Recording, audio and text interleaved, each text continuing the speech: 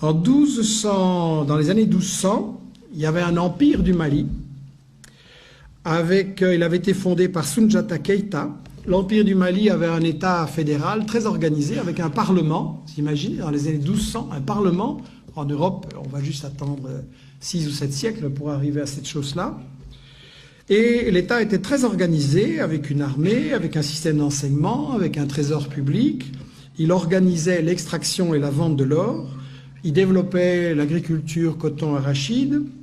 Il y avait des centres universitaires extrêmement célèbres à Tombouctou, à Géné ou à Ségou.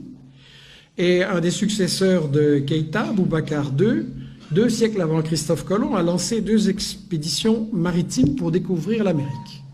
Donc, pour des gens qui ne sont jamais entrés dans l'histoire, c'est pas mal. Et en fait, ce qui est intéressant, c'est que donc, il y avait toute une économie en Afrique et au Mali.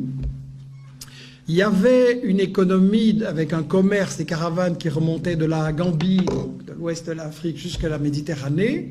C'était effectivement contrôlé, organisé par les Touaregs. C'était un commerce extrêmement prospère. Et quand le colonisateur français est arrivé là, intéressé par les matières premières, qu'est-ce qu'il a fait? Il a totalement disloqué, brisé ce commerce. Pour gérer le commerce et l'économie, il a importé des Libanais et des Grecs.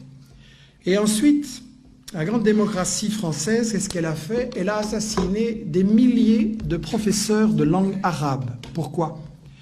Parce que ce commerce entre toutes ces régions et tous ces pays, quand vous faites du commerce, vous avez besoin d'une langue que tout le monde comprend. Aujourd'hui, c'est l'anglais. Vous voulez faire du commerce, c'est l'anglais. Et à ce moment-là, c'était l'arabe.